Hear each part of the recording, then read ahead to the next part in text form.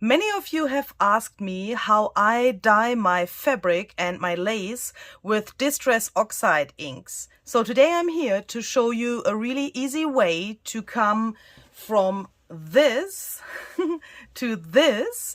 And this material is really cool to make, for example, soft covers for your junk journals that can look like this. So this is not filled until now, but this can be the end result.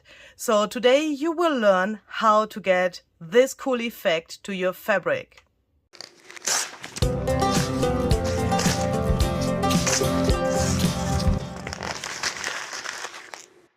Hi there, this is Luisa Heinzel. Welcome to my channel Junk Journal Art. Nice to see you here. Thank you very much for joining me today.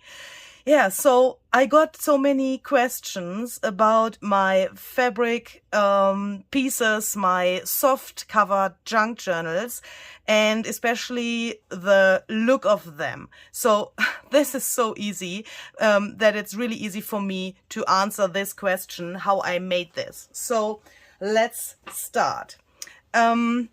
The first thing that you, of course, will need is some fabric. So I have this white fabric here, and I made the experience that especially white fabric works the best for this technique with the distress oxide ink.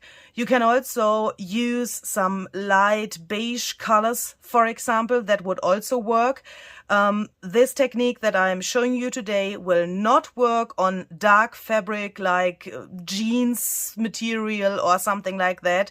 You need a really light material. And I like to use this kind of fabric lacy stuff that has this raised some kind of embroidery elements here, because later on you will get a really cool effect out of this. You need some luck. It's not so, you can't plan the result, but that's the fun of this technique.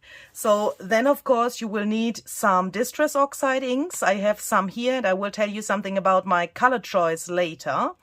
Then we will need some water. So this is regular water in just a spray bottle. So I would like to mention that you need a lot of water for this project. Normally I would use for normal projects this small spray bottle, but for this thing I want to dye a lot of fabric. It's better to have a bigger bottle of water so that you don't have to run away and fill this tiny thing up. And another thing that I want to use today is some distress oxide refiller mixed with water. I got so many questions about this mixture as well, so I would like to show you how you can use this as well directly from this refiller bottle. And then it's a good idea to have something to protect your table, because we will use, as I said, a lot of water. And yeah, if you don't want your table look like mine, it's in a really bad situation. So take some papers and protect your table. I like to use those packaging papers, so you can get them when you buy something on Amazon, for example. Then the things that you have ordered are wrapped into those papers. And as you can see, I've already used this here to protect my table, and as you can see, you get really cool results on your paper as well. So of course you can use this as collage fodder or as a junk journal page if it's thick enough. So you get two things at the same time with this method. You get your dyed fabric, and you will get some paper that you can use later, and you will have no mess on your desk. So let's get started. So first of all, I would recommend to use a bigger piece of fabric. Even if you know that your junk journal cover, for example, is only this size, I can recommend to use a bigger piece that you cut to the right size later, because those effects that you will get, how can I explain that? They will get better on a bigger piece, and later on you can decide which part of the piece of the fabric you would like to use for your cover. So that's a little bit easier. But of course you can do that like you want it. So, oopsala, what's that? Collage fodder. Go away, please. Sorry. So here I have this thing. I don't know what this was. Oh, I know. You can see that. This was such kind of, in German it's Bluse. So some kind of clothing. So I'm taking this and I'm putting this here, and I'm really excited how this will look in the end. This is, yeah, a special sewing method, I would say, that's here. And these lines that are raised up a little bit can look really interesting in the end, I think. So I will put that here. And then I will take this piece here, that's really big. So I think I will cut that down. So as I said, you can use a size of fabric that you want. And as I said, I would suggest to use a bigger size. But for this demonstration here, I will cut it into a smaller piece because otherwise you can't see anything because my camera frame is too small. So I'm just laying that here on top of the other one. And let's take a piece of this cool thing here as well. So I'm just cutting that and I'm tearing this if it's okay. So this is a little fail. So this is the rest. It is already, you know, yeah, okay, sorry. So let's use this smaller piece here as well. That can look interesting. Okay, so let's place this here. Perhaps this like this and this like this. Can you see everything? Hopefully. So I like to place those single pieces on top of each other. Later on, that will make sense, hopefully. So I would like to try to first use some colors that I think will go really well together. So if you have a variety of Distress Oxide inks in your stash, then choose some colors that are in a similar color palette. I would suggest 3 different colors from the same color family. So I have here Lucky Clover, then Peacock Feathers, and Cracked Pistachio. These 3 will be my main colors on this project, or on a part of this project. I want to show you different things today. So what I want to say is 3 of the same color family, and then some color that is a contrast to those. So what I would suggest for these blue and green turquoise tones is brushed corduroy or /and rusty hinge. So this is complementary, the complementary color to those. Depending on what you are planning with your fabric later, of course you can take also 5 and 3, or you can of course mix that up. You could also take 3 of those brown tones and then only 2 of the other ones. So play around and try that out. Okay, so let's start on this part of my fabric here. And now I'm just taking the ink pad and I'm applying the ink directly from the ink pad to the fabric. And a very important thing is that you don't take your ink pad and press it and then lift it up. Otherwise, if you would do that, let me show you on this book page here. If you would press that and lift it up, then you will get this square. Excuse me, please. And it would be really hard to spritz water to your fabric and spread the ink to the sides. This will not bleed so extremely, and then probably you will get those frames here from those squares. So I like to take my ink pad and do something like this. I press it down and then I'm turning it around in such circular movements. So as you can see here, you don't get those squares to your fabric. It's relatively regular here. Okay, so let's put that there. Then let's take peacock feathers and put that here. And the good thing when you use distress oxides on fabric is you can also go here into this other color without ruining your ink pad. So this will not, the Lucky Clover ink will not come to this thing here because it's already soaked into the fabric a little bit. So let's apply this here. And then we use cracked pistachio. And of course, depending on how old your ink pad is or how much ink is in it, of course you can have some problems to apply this. If it's relatively dry, you have to go over this material a little bit more often to get enough ink out of it, but that's no problem. You can always add some more when this is dry. After you have spritzed water, you can't add any more ink because you would ruin your ink pad, but in this stage you can add what you want and as much as you want. Okay, so then we come to those complementary colors. I am using Rusty Hinge, and let's try to get that here and there a little bit. And I can also, of course, lift that up and put something underneath here. You will see later, hopefully, why I'm doing that. And here I'm trying to get this here and there, you know, really randomly, not too much, because I want to have those green and turquoise colors to be my main colors.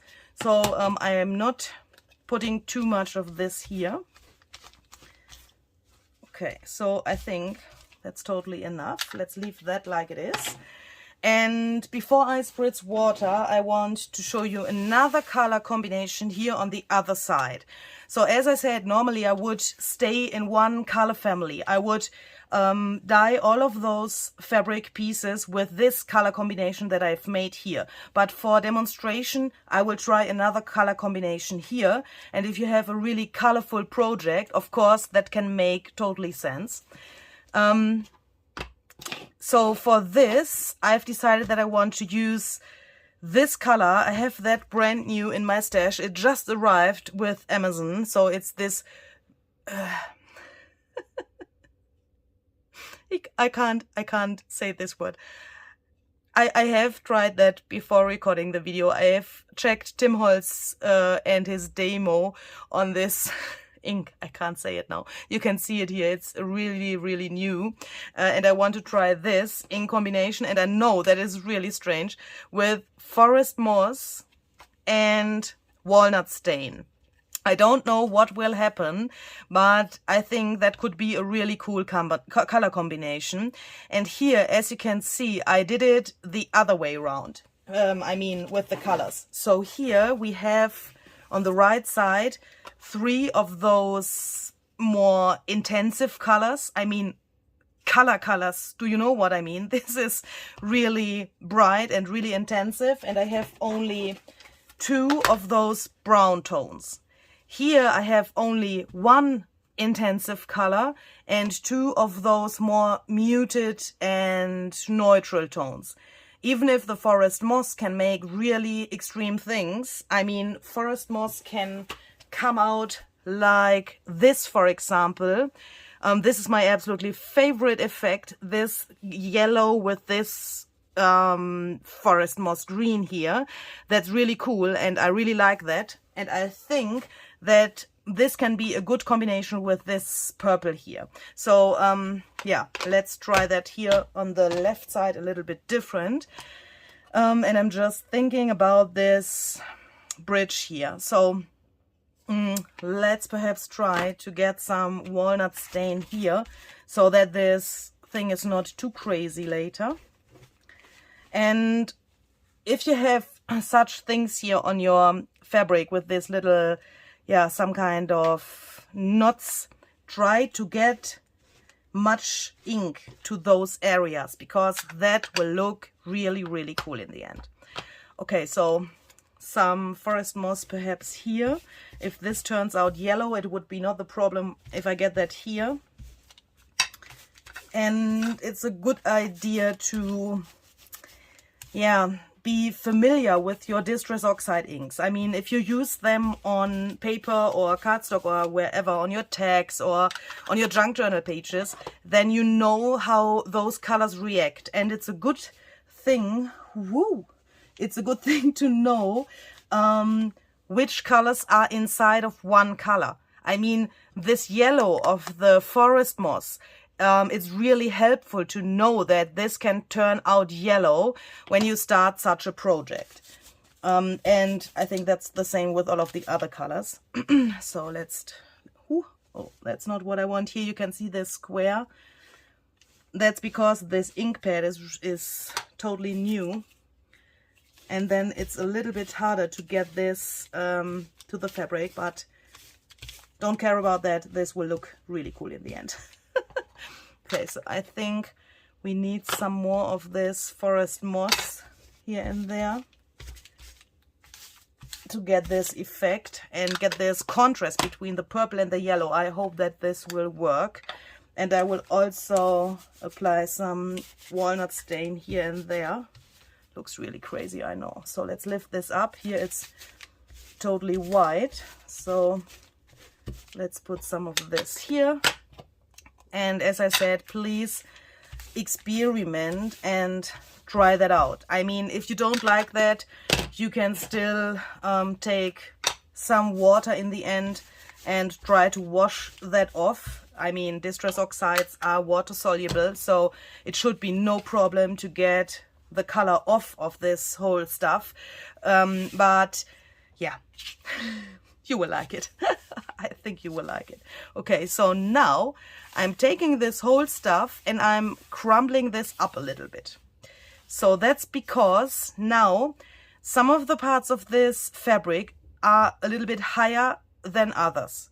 And that has the effect that the water can run through this material. I mean, if you would lay it flat to your table, of course, you will also get an effect. But this special effect of my fabrics comes because I'm doing it like this. Okay, so now I'm taking my water spray bottle and I'm making this really, really wet. Don't panic that the colors will mix up too much. That will not happen. I mean, it's also the effect that we want to reach, that some of the colors are mixing up a little bit, but you need this water to make sure that the ink can soak through the fabric. If there are some spots that are dry, like here for example, you will get no ink to those areas, and then you have a white fabric in the end. So everything has to be really, really wet. Hui. And I'm just realizing that this rusty hinge comes out really orange, but let's see. It also depends a little bit on the type of fabric that you have on your table, how this comes out. But let's see. Okay, so now I'm turning this around because I want to make sure that the back is also really, really wet. And as you can see, I have spritzed a lot of water. You can see the water here all over my desk, but here it's still totally dry and we don't want to have that. So let's spritz that as well.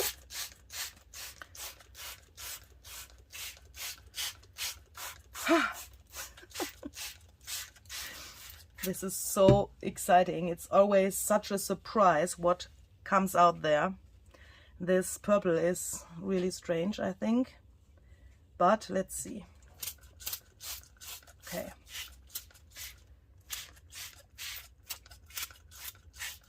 And this also goes relatively fast. I mean, depending on the thickness of your fabric, of course, it can vary a little bit how long it takes to get this effect. This material is really, really thin, so of course the ink goes faster through it than when I have a little thicker material like this one, for example. Now you can wait a little bit and see if everything is soaked with water, I mean. The ink will do the rest later, so we will need a little bit of patience later, but I think this is already really cool. So we can take this apart and see what we get, and I think this is already really, really cool, but it will be much better in the end. Please believe me. Okay, so this looks a little bit strange now because this paper is gray that I have here on my table. I can see that with my eyes, that in reality it looks way cooler, but you will see that in the end. This thingy is really strange, as you can see. Look at those colors. This is so extreme. This, I guess this was Lucky Clover and a bit of peacock feathers. This comes out so crazy, and those little extremer parts you will only get when you crumble this whole thing up. The same here. This effect here that you see here, that some areas are darker than others. This effect you will only get if you crumble your fabric up. Otherwise that will not work. I have tried that out. So here you can see that this effect also, and sometimes on the front side it looks totally different than on the back side. So as you can see here, hopefully this green is totally different. This is a really intensive green and on the other side it's turquoise. Can you see that? That's so cool. I really like that, because if you don't care if you use the right side of the fabric or not, then you can choose later on which side you like better and use that in your project. I mean, we are junk journaler. We don't care about if we use the left or the right side of the fabric. This would be the wrong side, but if this green is perfect for me, then I will use this side. And if I want turquoise, I will use this side. And as you can see, if you lay that on top of each other, you can get some really cool effects as well, because of the water that's still, of course, in there and that reacts. And I think I would like to try to place this here. So that's another thing that you can do. Just place that there where you think that parts of this thingy here can look great on the thing that's underneath. And you will get that there just by making it a little bit wet. And here I'm saying a little bit because you don't want to lose the effect that you have here already. And if you lift that up, you can see you will have some of this ink there. So you will probably not get the pattern of this thing here, but you will get some of those interesting color splashes here that can look really interesting in combination with the other color that you have here. Okay, so and I think this is a masterpiece already. Ooh, my rainbow. Look at this rainbow. Isn't this... I love it. And this is the thing that I'm really thrilled about, because you can't know when you start what you will get. And of course, there are perhaps areas that you don't like so much. I have a little problem with this extreme orange here, but you will also get such cool things. And I love this thing that you can't plan that, and that's so cool. Okay, so I don't want to change much here. So I'm just taking this and I'm crumbling this up a little bit again. When I like this, I mean, I have to fold it out to see if I like it. So oh, you can't see it, sorry. I'm crumbling this up again. So that's important for the next step. And I'm just placing this here. Sorry, you can't see it, but it looks the same. Please believe me. And then I want to check the areas that I have here that probably look a little bit strange. So this is really cool, I think. Don't know how this will look when this is dry, but as you can see, those raised embroidery elements, they look already really, really cool. But we can also get some more out of this. Okay, so let's try something. We need to do something here because this is definitely way too orange for me. As I said, you can leave that like it is, but you can also grunge that up a little bit and make that a little bit more vintage. So let me show how I do that. I take a smaller,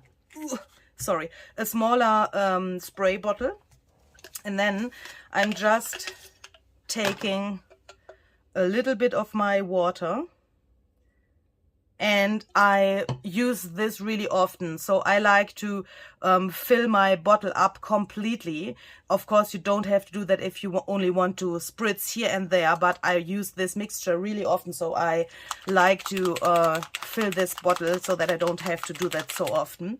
Then I'm taking my Distress Oxide refiller. In this case, it's Vintage Photo. You can use any color that you want. If you, of course, vintage your project up a little bit and make it look more old and more brown, then use a brown vintage color. I mean, Vintage Photo or this Walnut Stain. Oh, Walnut Stain is a little bit very dark, but you could also use that. And then I'm just 1, 2, 3, 4, 5, 6, 7. For this amount of water, I'm using 7 drops of this refiller ink. I don't know if that is something that Tim Holtz planned that we can do with his oxide refillers, but for me it works, and why shouldn't I do it? So I don't know how much water this is, but when you do this, you can see the intensity of the color. It has to look something like coffee. I mean, when you brew your coffee, then you won't see through it, and you can't see through this here as well.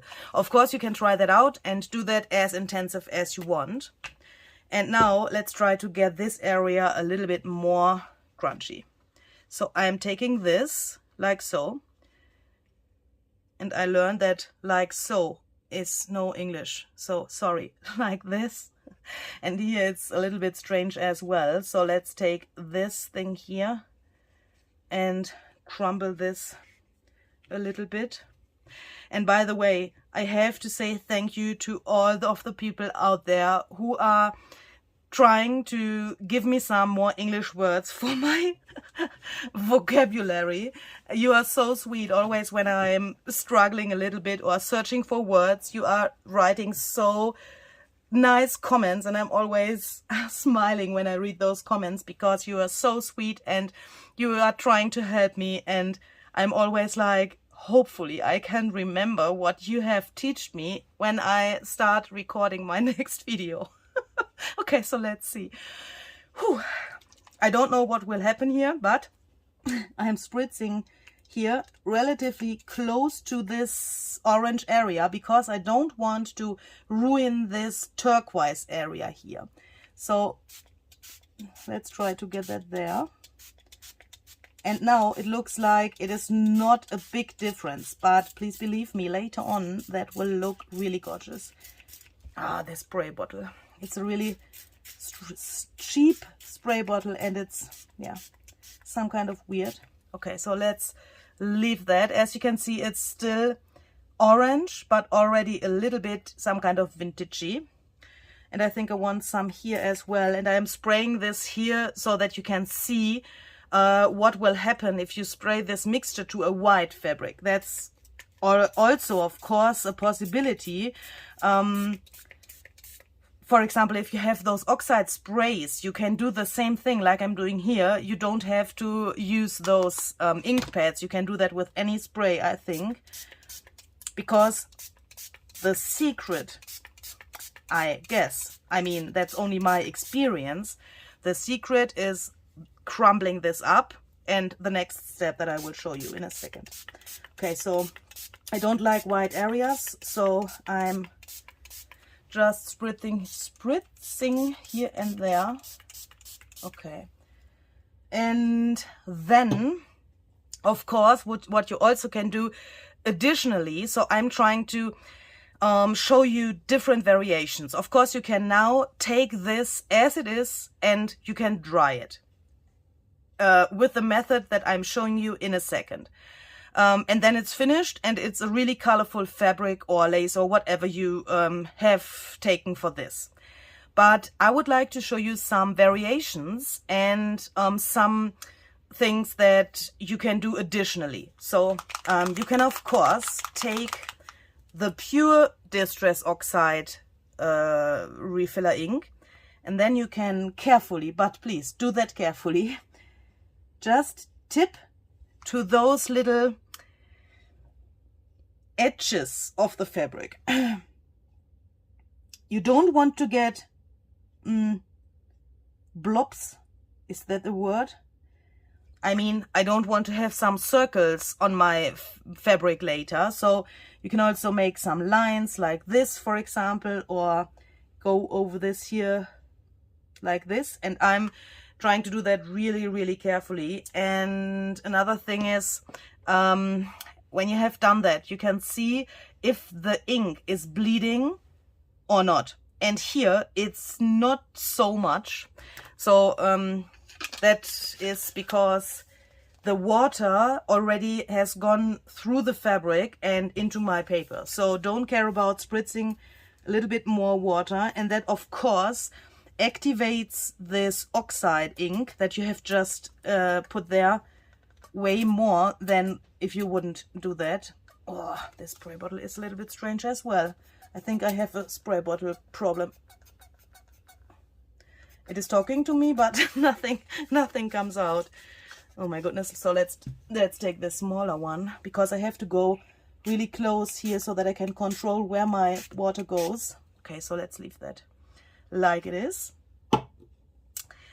And then I would like to try something different here additionally as well, because this purple is not purple enough for me. I have a problem with that. So I will first take the Distress Oxide refiller of exactly this purple tone. I have never done that before, so let's see if we can get this a little bit more intensive. It looks, for me, a little bit strange. It has this lavender feeling here and there. A really cool blue comes out here. You can see that here on the paper, and I think this paper will turn out really cool as well in the end. So let's, I'm so excited. So this is one of my favorite things to do, by the way. I think I could do that the whole day. So let's try to get, not so much, Louise. Some here and there. Perhaps here to those embroidery flowers, even if I don't know if this is the right word.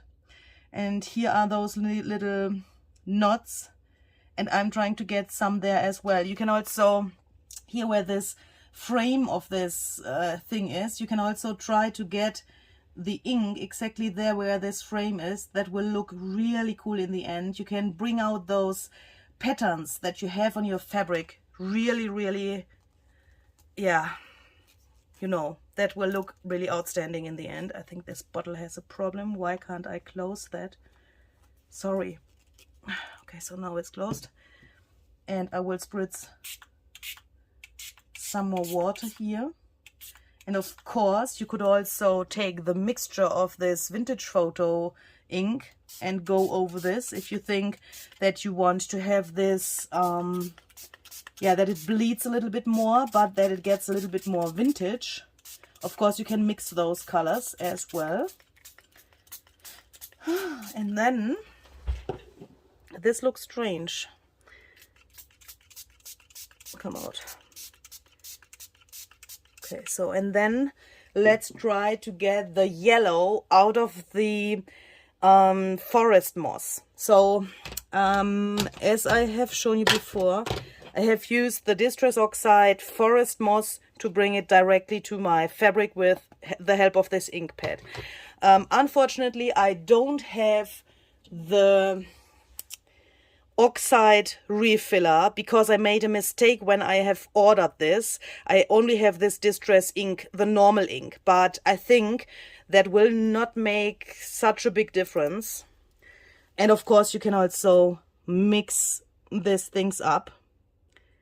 So let's go over this here and there. I want to bring that directly in contact with the purple because I want to bring out this yellow. I hope that I hope that this will work. I'm not totally sure, to be honest, but let's see. Those things when you ask something and I want to demonstrate that, those videos are always so strange because I don't know what will happen here. And that's a little bit, I'm a little bit afraid. Shall we? Yeah. We will put something here and there as well to mute this green a little bit, perhaps.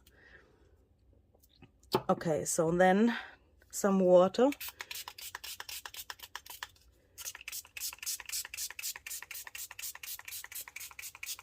And this normal ink, I mean, this was the distress ink refiller. I have the feeling, but I can't tell you, I can only tell you my experience with that. I don't know if that is science or whatever. This normal ink, distress ink, can you see that? This bleeds not so extremely like the oxide ink. I don't know why, but it's a fact. And you have to be really careful if you use those normal distress inks to don't get too many of those blobs. I mean, if you want that and if you like that, it's of course okay, you can do that, but I don't like to have those regular dots over my project. Okay, so I'm just thinking if I shall put some of this forest moss ink to this piece that I have put here as well, or if I shall leave that like it is. No, we will try something else here. We will add something else here to this special piece. Give me a second. Here, I'm back. So let's try that. Here is this special piece that has this rainbow effect. And let's try to use some coffee on this piece. So I have this regular coffee that you can, this is this one that you can, this instant coffee that you can mix with water and then you will get, yeah, your coffee. And I'm just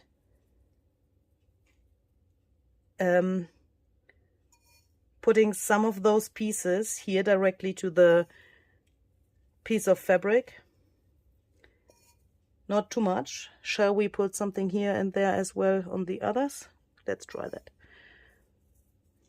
I'm not sure if I later, when this is dry, can tell you what effect comes from which color, or from the coffee or from the vintage photo. I don't know, but you will see that this will look really interesting.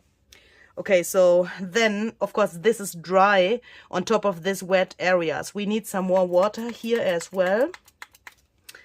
So let's spritz some here to get this a little bit wet. I don't want to have those things completely liquid, those coffee things, like you would make a coffee. Then you, of course, you want to have a coffee and not those little pieces. But here it's enough to spritz only a little bit to the surface. And as you can see, this big spray bottle, it was full until here when I started this project, and now it's empty. So I have to fill that up. And why am I telling you that? I want to show how much water you need for such a project. So I will just fill that up and then I will be back. Okay, so here we go.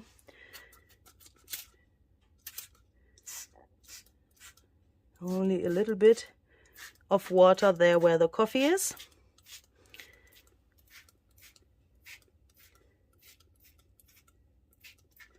Okay, I think that's enough. And now we want to dry this, of course. And for that, I'm taking this really old baking pan thingy, and I'm placing my project directly on top of this.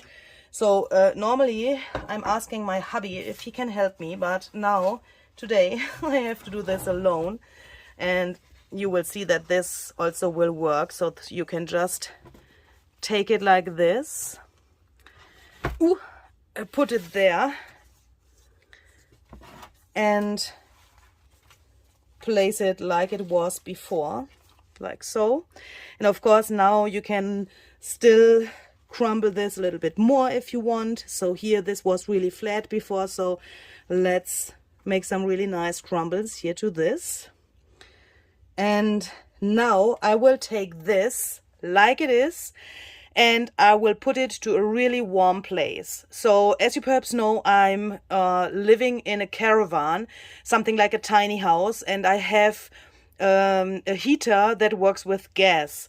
And I have this little round thing where the air comes out and it's blowing around in my room here. And there it's really, really hot. So I am just taking this and placing that directly over this air blowing thingy to dry that. You could also put that to a wooden oven, for example, or is that the right word? You know what I mean. This oven that works with wood. You could also put that to your normal heating tool in your home. But yeah, how can I explain that? It needs a really, really intensive heat.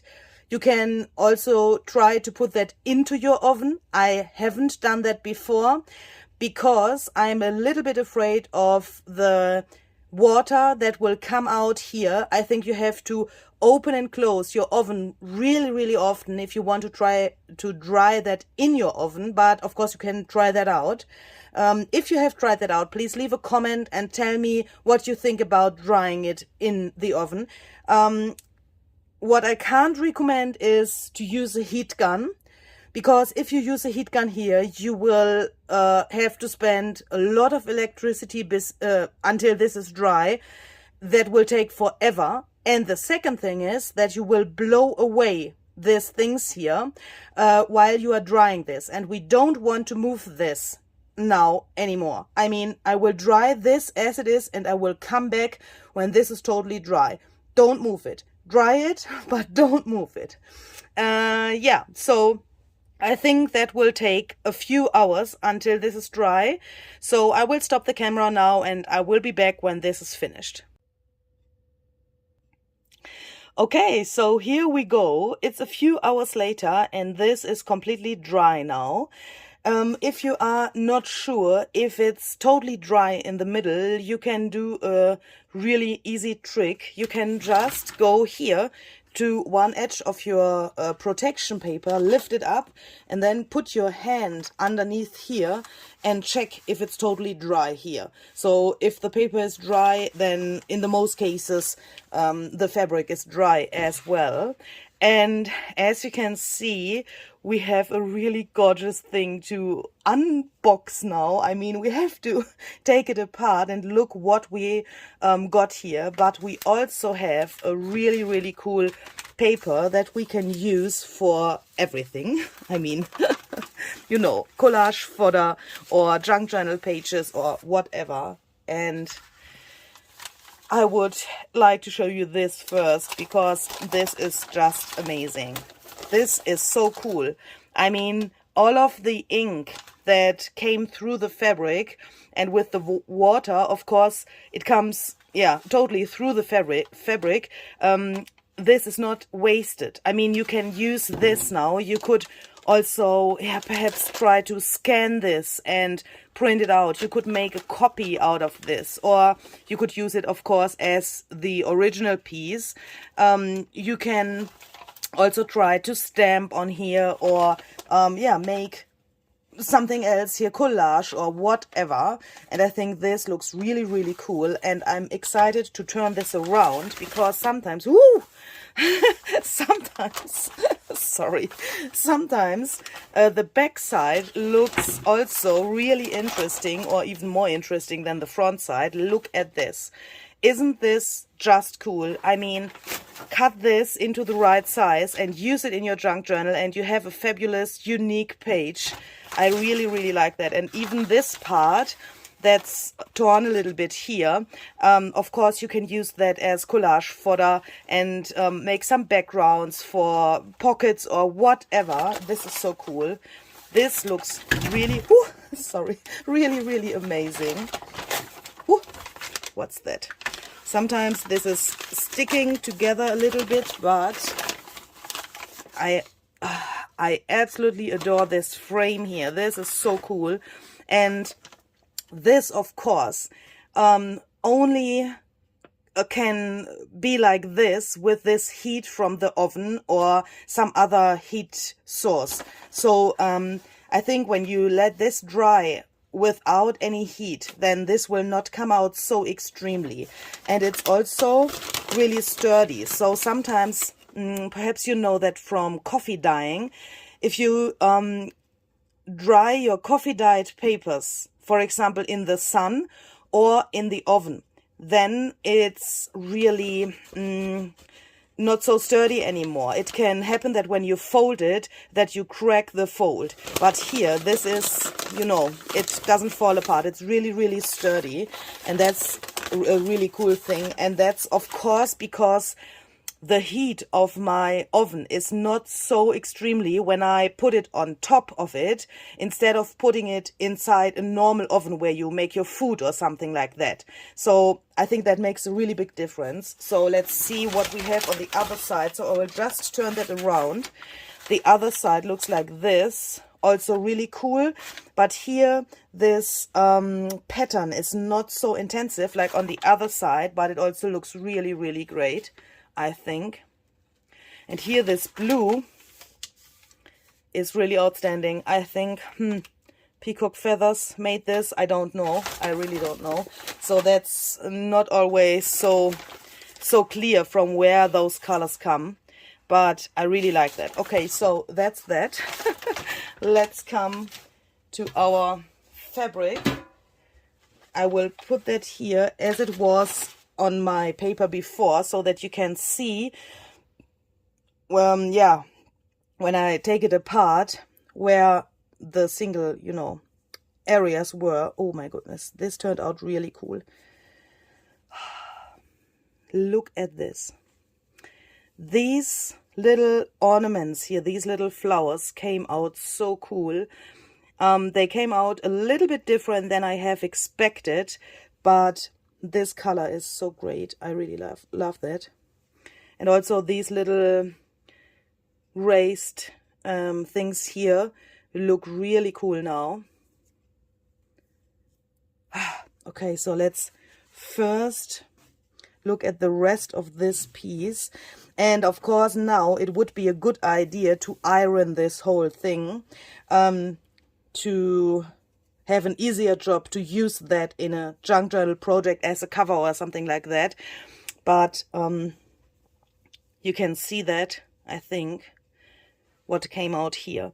And those, I would say, I don't know if that is an English word.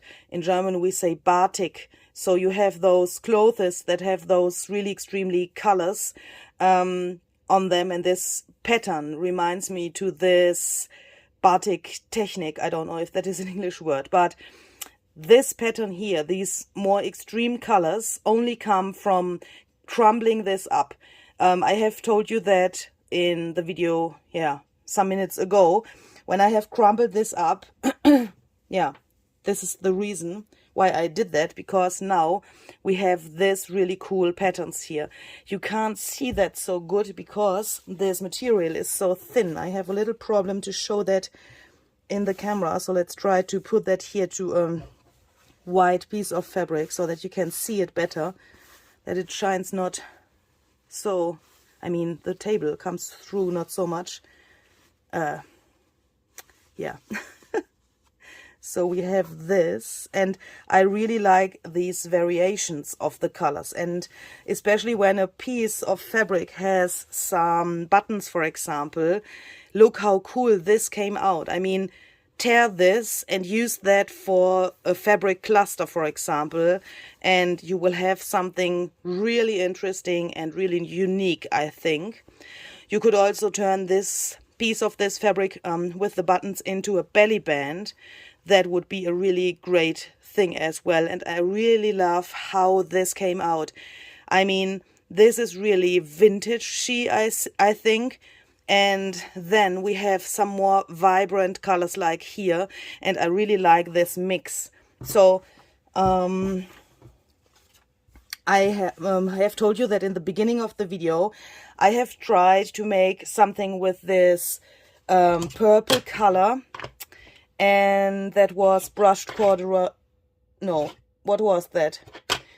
Forest moss and walnut stain, I think. And you can see here the result of those colors. And on the other side here, in this area, we have this thing with the more greenish and turquoise tones and brushed corduroy and rusty hinge. That came out totally different, as you can see here. And I think on these other pieces you can see that way better because they are not so translucent. Hopefully that's the right word. So here you can see that this effect of the forest moss here, this yellow, I think all comes from the forest moss. That's the really cool thing about this color. I really like that. And this was the part where I had this rusty hinge and it was too orange for me. And as you can see with the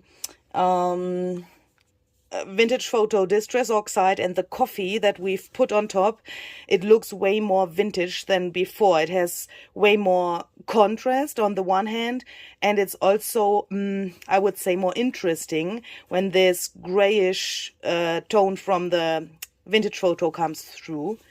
And again, here, this contrast with this turquoise, for me, it's really, really amazing.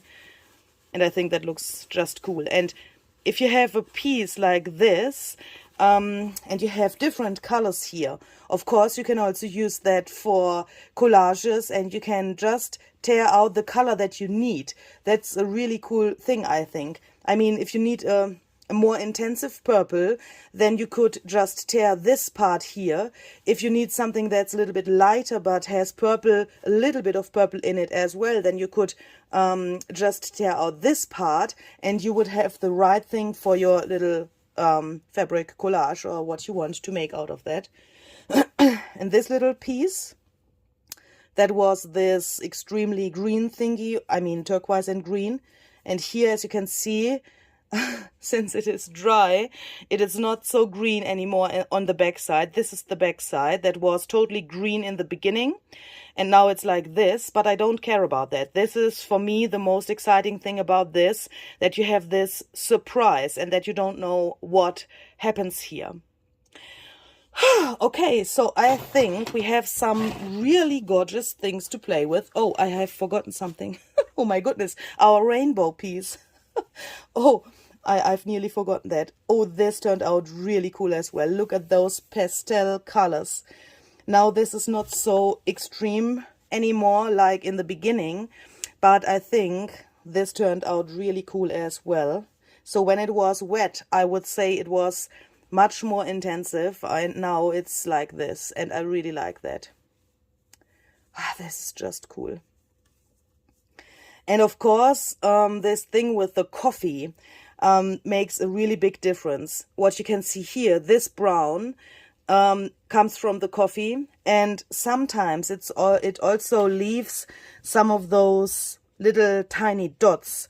I don't have something here now. I had that on a previous project, but this, for example, comes from the coffee as well. And this, I think, also. Sometimes you have way more extreme coffee stylish things. I don't know how to say that. Oh, I'm just thinking, I think I can show you something. I will be back in a second. Here I'm back. So I made this thing here. So this is made in the same, with the same technique, but only with coffee and nothing else. So these are some fabric pieces as well. They are not totally dry now, but I will fold them apart a little bit so that you can see what I want to say. So here, this pattern is only made with coffee, and I really like that. This is really cool. This is medium intensive, I would say, but look, for example, at these little things here. That looks so interesting. I mean, if you use this piece for a journal cover or part of a journal cover, it's not big enough for a whole cover, but then this could look really interesting, especially when you collage this with some different other materials. Here you can see this effect as well, and that's, as I said, only made with coffee, and I really like that, because this is of course a really cheap version of what I have shown you in this tutorial here. Here obviously was a water drop, otherwise we wouldn't have this white in the inside of this little blob here. And you can also, of course, do that not only with those fabric pieces, but you can also do that with lace and any other things. So I will quickly show you this thing. So here we have this effect, also really intensive. I really like this grunge. And the longer you leave that, I mean, it has to be really wet in the beginning. I mean, in this container here, there was lots of coffee. This is approximately 8 centimeter, I would say. And it was like until here, full with coffee. And I have let it soak for, I think, 1.5 days. And then everything was soaked. I mean, the coffee was inside of this material, and then I've just waited. I did nothing. I've just put it on top of my oven, and then I waited. So this is not totally dry until now, but you can see this effect that you will get when you have lots of coffee and enough time, so that this can get really intensive. And I think this looks just so great. And especially those things that have lace around can be used for so many different things. And yeah, I really like that. Okay, so that was this. I'm finished. I think I have to check this, and I have to dry this completely, of course. And if you have such a bowl with things in it, of course you can also carefully take them apart from each other and arrange them a little bit different. I mean, if you have this intensity here, for example, and you think that is enough, I mean, how can this get darker? I mean, this is already so dark. If you want to stop that, then of course you can take this thing apart and fold it out, and then you can, for example, put it back to your to the top of your oven like this, and then you will perhaps get some of those effects in a lighter way here. But of course this material has to be still wet, that can work, so that you can control that a little bit. I like to do that with the coffee. When I do that with the distress oxide ink, like this thing here, I like to leave it in the position I have crumbled it. I like to leave it and wait until it is dry. But yeah, you can experiment, of course, and I hope you will do that because so many of you have asked me how I do that. Now you know it, and of course I'm hoping that you will try to imitate that. Yeah, and I think here I can see. Do you see this little it's like a hamster or something like that. Here's the mouth, here's the nose, the mouth, and his chin. Here some kind of little, I don't know, ears or something like that, if you would put 2 eyes here, painted with acrylic paint, or you know, those button eyes, you could put that there and you would have something really interesting. Okay, so I have to stop now. I will dry this and you will definitely see some of those things here in my future videos. So I hope you like this, and I hope you like this technique, and of course I'm hoping that you will try that out by yourself. Thank you very much for joining me today. See you the next time. Bye bye.